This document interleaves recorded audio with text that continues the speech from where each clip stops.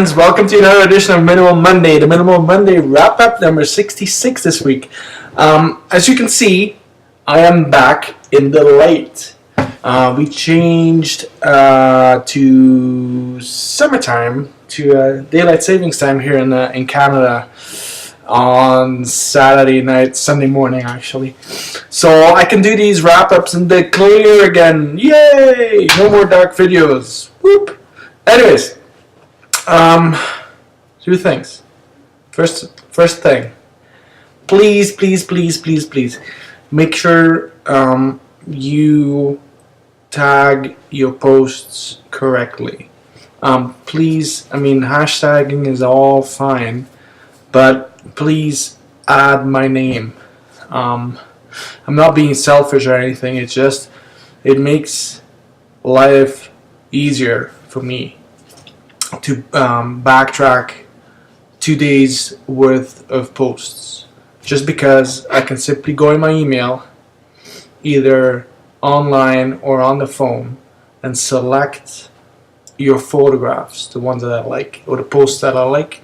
I drop them in a little folder, and then when Tuesday comes along, I know I only have to look in this folder. I just found like 6 amazing images just by browsing the hashtag. So please, that would be so awesome if everybody would, play nicely, play along with that. I would really appreciate that. Second, I think it was Benoit Janssen-Renault last week that asked me to do the wrap up with my amazingly funky glasses. And I don't know which glasses he meant. I think he meant these, right? Yeah, there we go. I look so much cooler right now. I look like a rock star. Add my guitar to it. Oh, she needs a tune. But I guess that's not the pair of glasses that he was referring to. He was referring to these bad boys. Anyhow, all right, let's start this wrap up. We'll call this the glasses wrap up. Anyhow, let's give this a whirl. Minimum Monday wrap up number 66. Who gets the Fav of the Day award? Well, this week, friends, I'm giving it to Guy Gale.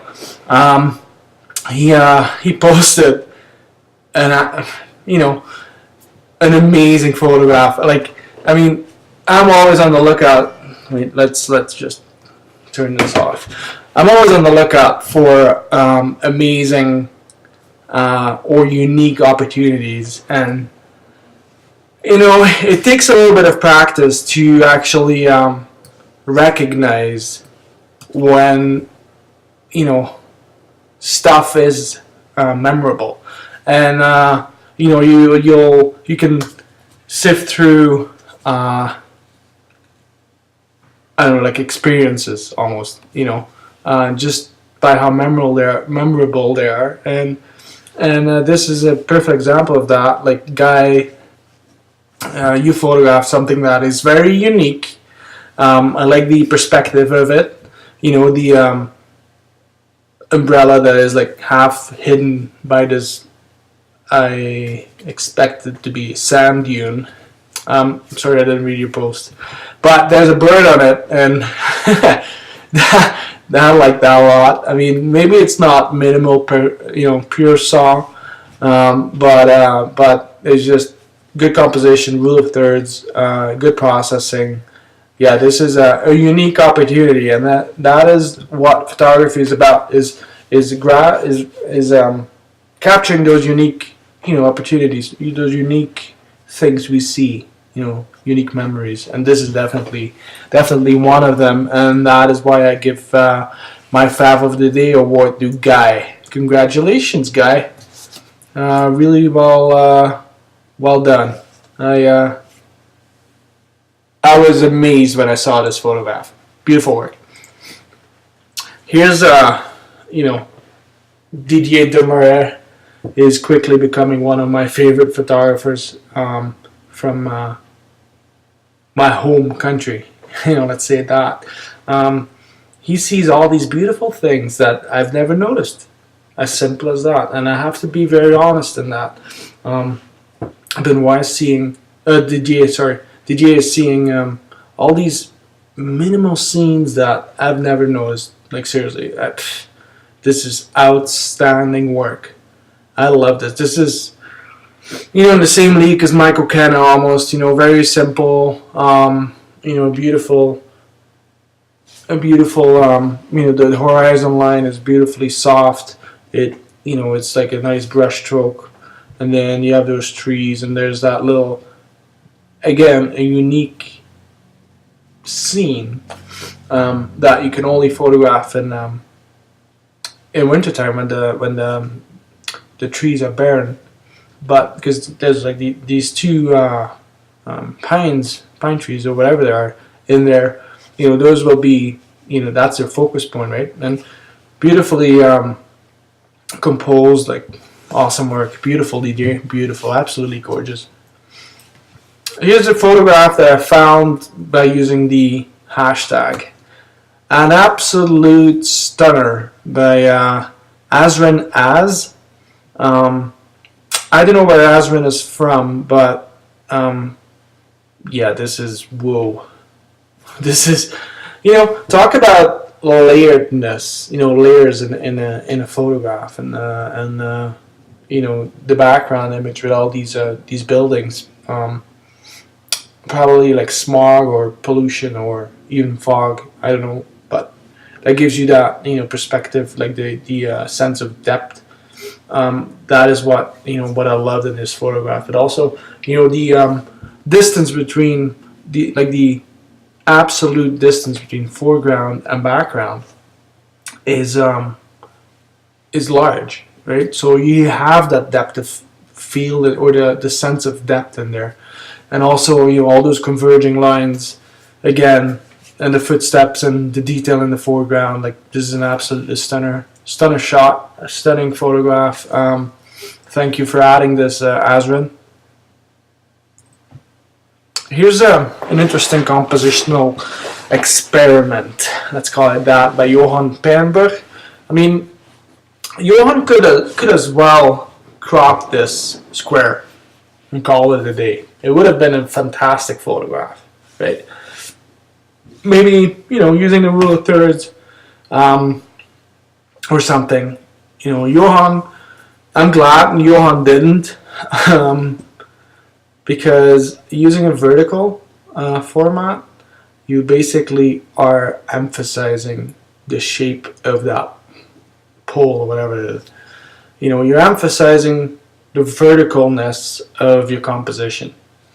And this wouldn't work when you have a horizontal subject, right? When you have a vertical subject doing vertical compositions, it emphasizes the shape, the form of your subject, and it takes a little bit of vision to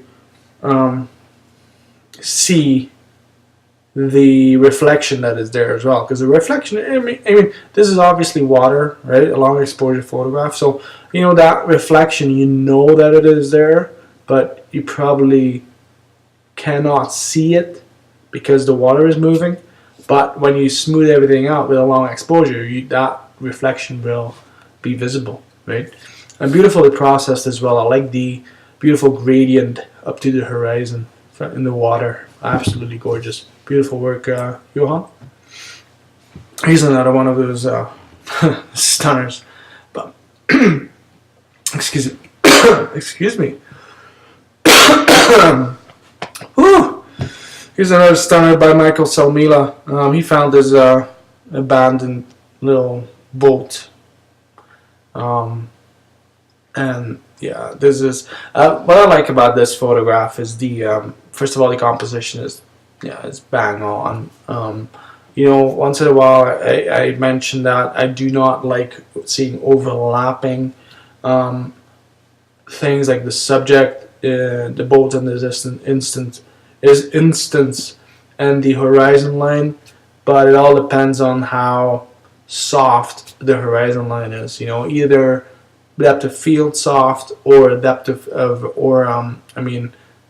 tonal how harsh the horizon line is tonally, right? So if that horizon line with the mountains in the background would have been a lot darker, you're basically decapitating that little boat, you know. And by keeping the horizon, like the mountains in the background, a little lighter, like Michael did, you don't get that interference. You know, you don't get that much tension, and yeah, that's well processed, well seen. I like the beautiful curve the water makes in the foreground. Basically, you know, hooking your eye to that little boat. This is a page taken out of the processing handbook by Andy Lee. Beautiful work, love it. I like the illumination as well, like the sense of light in this photograph. Very well done. Here's a fantastic photo. Like, this is absolutely. I'm so, you know. I have to say this. I am. You know, I was blown away this week. Like, there's so much good stuff. Again, week after week by you guys. You guys are producing such amazing work. It's really a pleasure to curate these little wrap-ups. Here's another stunner by Nate Parker. Like, seriously, you can't say anything bad about this. Like, nothing. This is tonality. Oh my god, this is awesome. You know, and I like Nate's signature 4x5 kind of crop, and I like his selenium toning and all that stuff. Like, wow, absolutely amazing, Nate. Beautiful work, my friend. How's your? Oh yeah, you shaved your beard. Now I'm growing my beard. My wife hates it, but I don't care. Anyhow, completely sidetrack there, but whatever. Alright, back on track. Beautiful photograph by Nathan Worth. He caught this blue heron, this bird, just sitting still for a bit, and he used it in his composition, basically to, I mean, this would have been a beautiful photograph without the bird, but adding that bird again, that is a unique opportunity that will never ever ever happen again. So if you understand that, you can use it, and that's why, like, completely aside of this photograph, I mean, it's beautifully processed. Like, I mean, we've been seeing Nathan's work, a lot in these wrap-ups, and I mean, he produces a quality caliber of work, that is constant, and that's a great indicator of somebody that has found his vision, his how he likes to present his work, right? That's what we are all after. That's our ultimate goal as an artist. And like, for instance, in this photograph, we have the signature kind of processing by Nathan, the sense of light. And that is, if you browse through his catalog, that is something that is shining through, But back to recognizing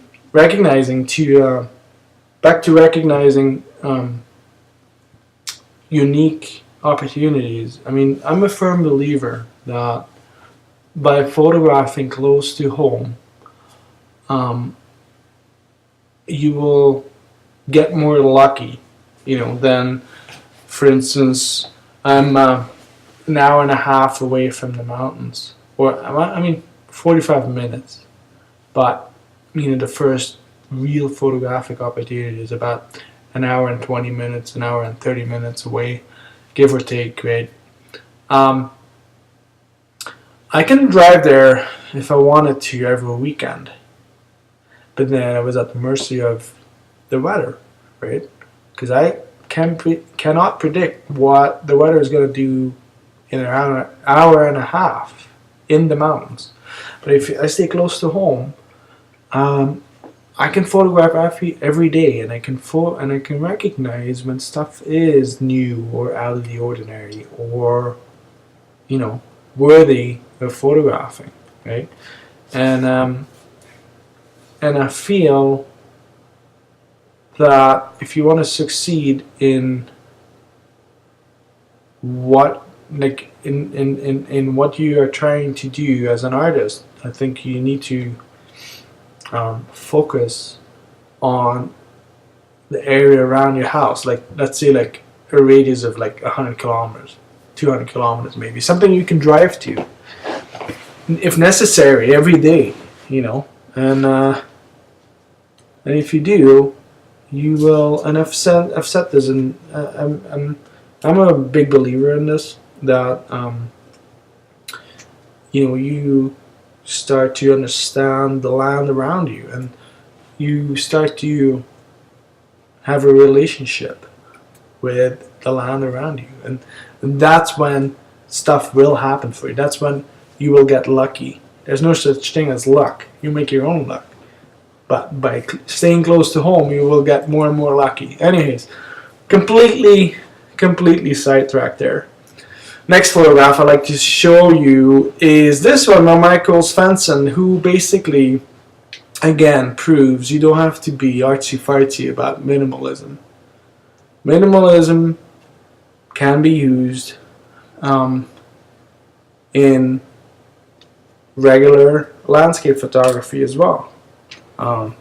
Michael shows you that, right? Proves you that right here. A beautiful, block of ice carved by warming waters. Absolutely gorgeous, backlit, and amazingly photographed. Like, I mean, this is probably. It has some kind of film feel to it. This feels like this is a 4x5 transparency that has been scanned. Salvia, nice colors, harsh contrast. Harsh contrast. Salvia has like 5 stops of dynamic range, so stuff will go to black. But again, that's your simplification right there. Awesome work. I love this a lot. I was happy that I saw this in my stream. Here's another example of a good use of long exposure photography by Dragos Ionianu. Yes. Hey, I pronounced your name correctly. Yeah, it is. I like this because of the T, the leading line, leading up to that line of rocks, and then everything else is horizontal. The clouds are moving from right to left. The horizon line is obviously horizontal. There's a lot of horizontal layering going on. I like that. That's, together with that big triangle in the bottom, going into the image. Great detail. Beautifully silky water. Yeah, perfect execution. Good work. I like the 2/1 pano as well. Now here's another seascape. You can, like I said in the previous image, you can get your water silky smooth, or you can go somewhere in between. And Eduardo, I hope I don't pronounce your name wrong, Eduardo Lerandi. This team is getting well known for me butchering names, so I'm very sorry. But anyways, you can go somewhere in between. An ultra long exposure, let's say 20 seconds or longer would be ultra long exposure, to a couple of seconds, or let's say everything underneath 5 seconds. This is I don't know how long this was exposed for, but not longer than 10 seconds, right? So what you get then is maybe not the most minimal photograph, but it is dynamic. There's so much movement in this photograph. This is a photograph about the, how do you call that, tumultuous sea. Like, there's lots of movement, and this is we have a saying in Dutch. I'm not gonna. Johan will maybe Johan help me out here if you see this. How would I translate? Now I'm gonna say something in Dutch, and Johan is Dutch, so he understands what I'm saying. De rots in de branding, right? That's what this is. This is the literal translation of being. I don't know how to say this, and I need to look this up. But anyways, of being that rock in standing the test of time. Let's say that beautifully processed. Lots of detail in the rock, lots of detail in the water as well. And I said this last week too. This is a perfect example of a good contrast. In a black and white photograph, I feel that most of black and white photography needs to have a pure white point and a pure black point. The pure white point maybe is not so obvious, but it's a highlight on a rock, just in the vertical middle, a little bit off to the right. And the deep blacks are, that's a little more obvious. But if those 2 points are there, whatever happens in between will happen. If you don't have a pure black point or you don't have a pure white point, your stuff will just not have the right amount of contrast. And sure, I mean that can happen in nature when you have fog, for instance. You will not have a lot of contrast in fog, and when you photograph fog and you process for a high contrast scene, where you do want to have that pure white and pure black, it's going to look like crap. Simple, right? So that's where kind of vision takes over, or that's where you need to recognize light in tough, light circumstances. But this is a beautiful execution. Beautiful, Eduardo. Thank you for adding your work. Here's the opposite again of just believing stuff go to black. Just go for it, right? And if you do, like this is an example by Quincy Jefferson. If you do, you are emphasizing the shapes of whatever you're photographing. You can photograph this where everything shows detail. Maybe not, everything, because you will lose a lot of detail in the sky, but you can photograph this and where you have detail in the rock. If you shoot film, you can place these rocks in zone 1, which would be this, or you can shoot this where you have them in zone 3, which will show detail, and then probably your sky will be overexposed, but you can underdevelop, so get those highlights back into your contrast. How would you say this? Get those back under control, so to speak. But then you will lose the strongness, of the shapes, how heavy those shapes are, and that's what this composition is about. It's about the shapes of these. I believe these are called Haystack Rocks or something. Beautiful process, beautiful backlit. I love it. Lots of black. I like, in general, I like photographs that use a lot of deep blacks, and that doesn't mean that everybody next week, needs to add photographs with a lot of black, right? But generally, if you browse through my work, I definitely lean towards the more darker scenes. I would, it's a good, I still, shooting film, I still find it tough to make that decision to let stuff go to black. For me, I would shoot this at zone 2, and then because I want to have a little bit of detail just in case, right? And then I can always print them as being black, right? So that's obviously to the discretion of the photographer. Quincy, beautiful example of how to do it. Beautiful work, my friend. Here's the opposite. You know, here's what I mean with showing a lot of detail on the rock. Long exposure photograph and beautiful, beautiful work. And again, we talked about this in a few wrap-ups, you know, before this one.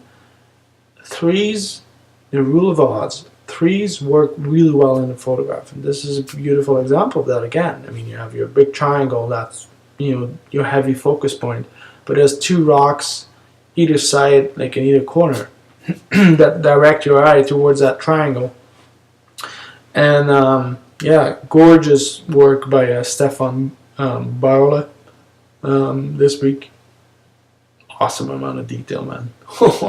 Jeez, beautifully processed. You know, this is a photograph that emphasizes the rocks, not the sky or the water. This is all about the rocks. Whether the previous photograph by Quincy is more an emphasis on the light and not so much on the rocks. I mean, if you talk about detail, beautiful work. And finally, I want to show you this one by you. Here's a name I can pronounce. Yay! Yvette van Tevelen. Yes. Anyways, again, beautiful winter scene. I like the way that how the colors are rendered. Very soft, very subtle. This is a very soft scene. And again, soft, I don't mean unsharp, I just mean a fragile, you know, looking scene. And it's good to you know, see that not use the rule of thirds, or not, I mean, not literally use the rule of thirds. Again, by placing that, you know, one tree more towards the corner, you will emphasize the placement of it, and it's leaning into the image, so that's awesome. If this image was flipped and the tree would be leaning outward on the other side of the frame, it would be a bad frame. But now the, you know, the tree is leaning towards the middle of the frame, and yeah, that's good. It's I like the hoarfrost and I like the processing. Very subtle, beautiful work, Yvette. Thank you for adding this. And I have 3 exceptions for you. First of all, I want to share this one with you. This is a minimal. This is almost as minimal as it's gonna get. This is a photograph by Lilian Blot, or Lilian Blo, and is a minimalist, like a minimal representation, it's a representation, a photographic, I don't know how to say this, a minimalistic photographic representation of a building. Like, this is an architectural shot, but again, there's a big but. This is pure vision. Nothing to do, has nothing to do with how amazing that building is. Has nothing to do with architecture. This is about shape. Shape, form, and black and white contrast, and just, yeah, this is white, black, and mid-gray almost. Beautiful work. I love this a lot. Like, this is gorgeous.